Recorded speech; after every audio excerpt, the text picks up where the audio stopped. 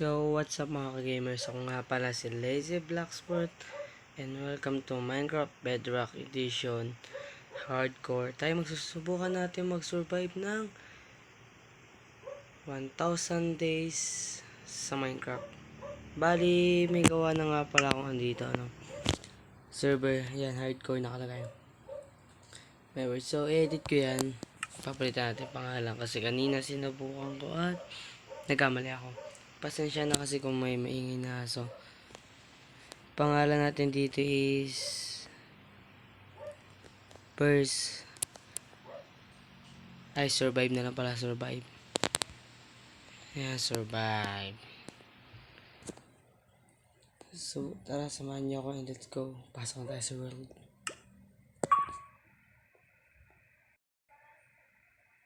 So, ito na, sa server na tayo. At baboy agad ang ating bumungad. So, ating goal, dahan-dahan tayo, baka tayo mamatay. Nasa day 0 pa lang tayo at ito yung chords natin. Hanap muna ako ng puno para pwede tayo Sorry kung may nag-chat kasi may server din kami. Kung gusto nyo mag-upload ako dun is comment kayo sa baba at like nyo tong video na to. Ito pala yung ating episode 1, ang unang araw natin sa hardcore day. So, hanap lang tayo ng puno, makamirapan tayo Pag nakikita ako ng village, okay na.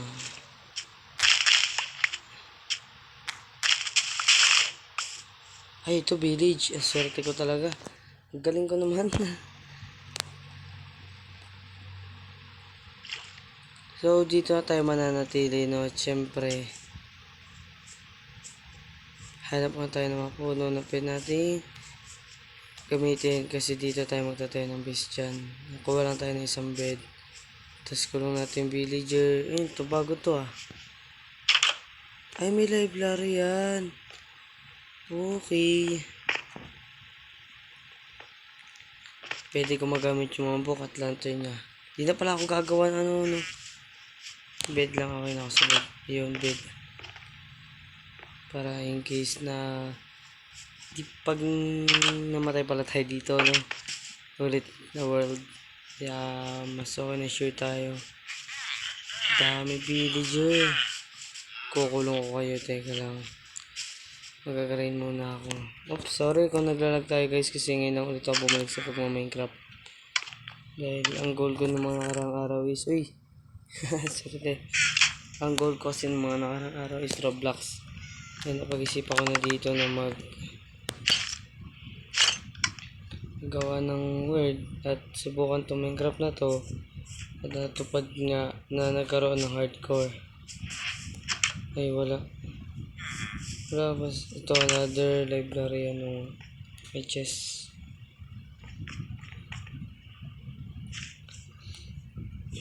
Dalawa yung nila tawag dito, kalimutan tawag dito.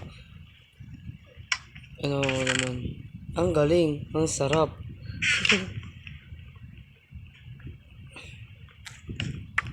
Makakuha na ako obsidian. So, kailangan ko lang hanapin yung mga farmer nila guys para pwede tayo kuha ng food, all needs. Ang laki pala ng village. Ito hay bale.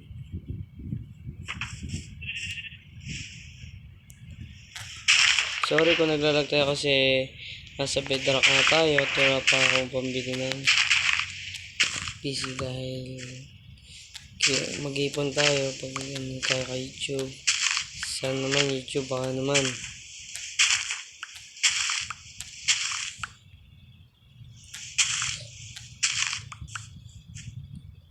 So, mag-grind lang ako ng mga konti at kuha mga pagkain tapos balikan ko kayo. At nakakuha na nga pala ako ng kahoy at magkagabi na rin kaya kuha tayo ng isang bed para doon tayo matutulog. Kukunin ko to dito. Akin yan baby. Akin yan. So, pasensya kayo, naglalag tayo, no? Dito na matatapos ang ating day 1.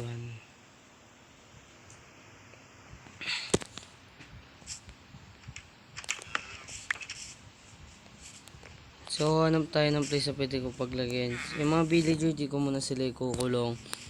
Pag medyo naka-ano na tayo sa gamit.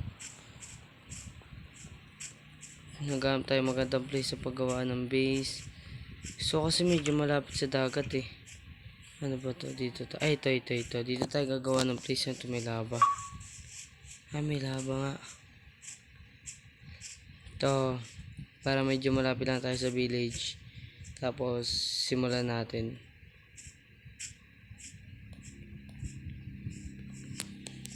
Dito na lang may nakita ko ruin.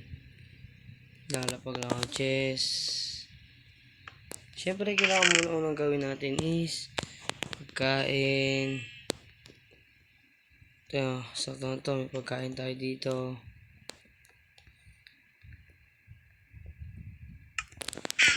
Dito tayo sa ruin. Di ko alam na may ruin dito guys ha. Ayaw nga pala kung maglalaro kayo ng hardcore, eh, pwede kayo mamili ng seed. Itong seed na to is di ko ginawa. At di ko rin pinili. Eh, may golden apple. Pwede na to. Magagamit ko to. So, sorry kung natagalan ako sa pag-upload kasi I'm a student. Katapos lang ng laban namin ng volleyball nung Sabado. So, gagawa lang ako ng mga essential tools ko. Dahil may naman ako. Tapos may itong havel. Kailangan ko to. Dito ko muna obsidian. Plate and steel. Mention but unbreaking. So, sumayin mo mga. Let's go.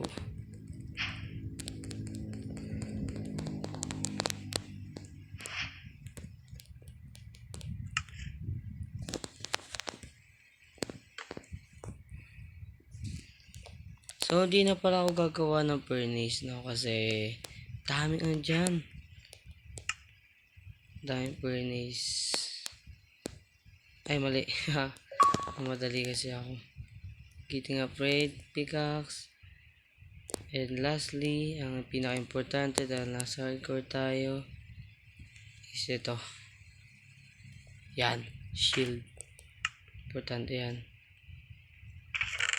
So, lapag ko lang to.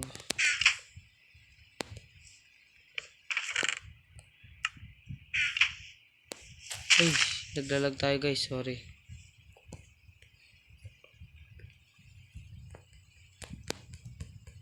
Siyempre, gagawa tayo pagkain dahil tayo puputol na ng puno. Saan na yung hay bale? Ay, ito 51. Okay, ito bread.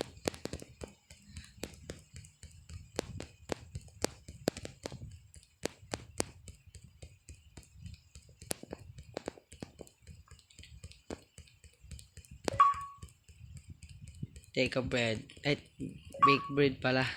Sorry.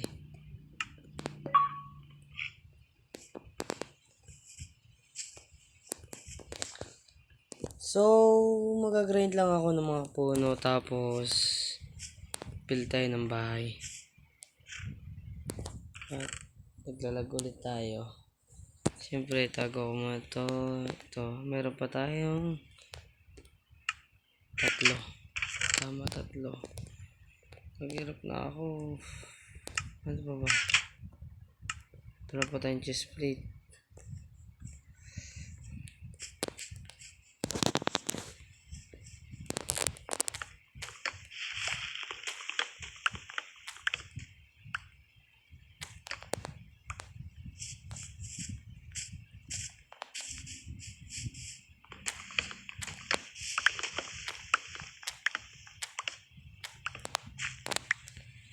So guys, balik na ako pag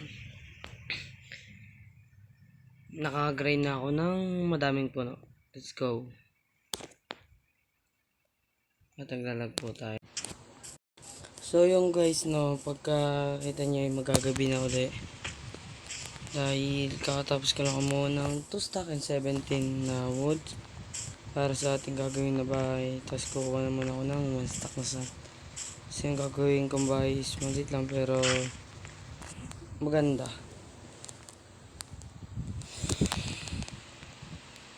So ayaw pa rin matulog, kala kong tulog na. Ito ang ating pagtatapusan dito. Hanggang kahit ilang day tayo hanggang makabuhay. May goal nga pala ako dito, no. Full set of diamond armor and tools with enchantment na malakas. Tapos kill the ender dragon, and di ko alam kung kakayanin ko beacon. Subukan ko.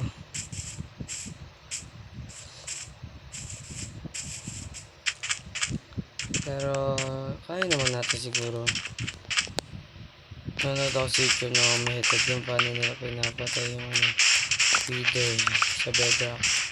Hindi nilalabanan kasi ang balita ko is hindi pa ako nakakapay ng wither dito ay sa ano daw ang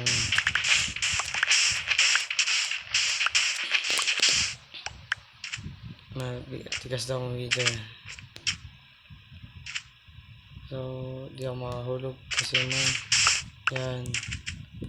Sorry kung medyo malakas na natin, no. Gawin ko kung nag-gold sa na muna may obsidian dyan. Bubuhin ko yan. Dyan ako gagawa portal. Siyempre, kukunin ko muna yung mga furnace dito para ating paglatuan. Kaso problema wala tayong bucket para paglagay ng lava.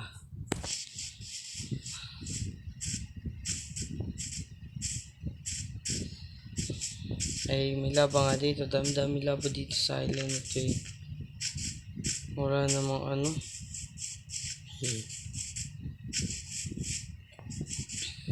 May iron golem kasi yok patay, baka tayo mamatay. Alam niyo na, nasa hardcore tayo. And focus lang tayo sa goal. Kung ano goal natin na kailangan natin.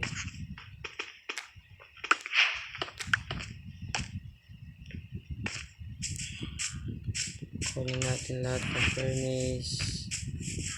Blast furnace, pwede na. May malaki ba itong village ito para sigurado ako na na-read ko na lahat. Ang dami rin ako nakitang cave camo dito. Grabe. Pwede ako makagawa ng cleric. At gagawa tayo ng source of experience pala natin, no. Para hindi tayo mahirapan. Sorry kung malakas yung volume. Kasi may kahabol, lalagay pa ako dyan. Tignan mo na kung gaano kalayo ang sa spawn. Kaso pag namatay, mag-expect tayo dito. Lahat huwag naman sana. Gagawin natin lahat ng goals para hindi mamatay. Dito, kabit natin to. At ito nga pala yung kahoy na nakuha ko yan. Ganyan lang siya kasi nag-isip ako sa kayo banda ilalagay yung ating bahay. Dito nakaharap or dito ko i-build. Feeling ko parang dito na lang natin i-build. Kasi maganda para likod yung forest. Naglalag ulit ako. Ay, buhay.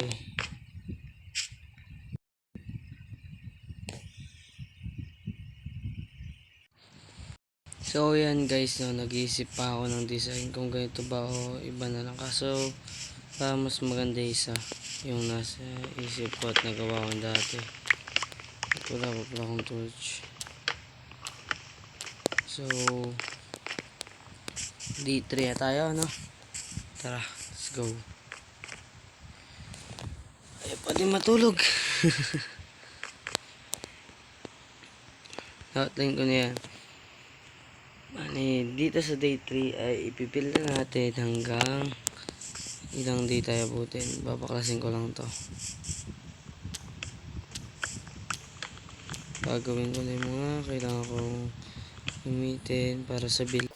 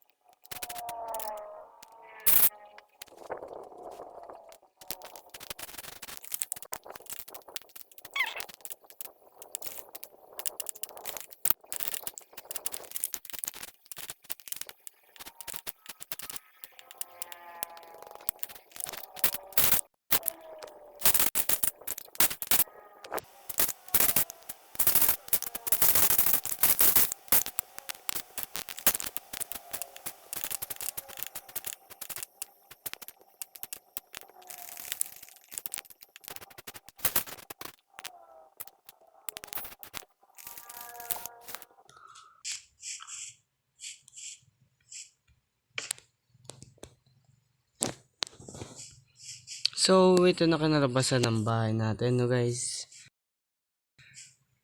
So, salamat sa panonood. Comment, like, subscribe kung nagustuhan nyo to. See you to the next video. Have a nice day. Goodbye.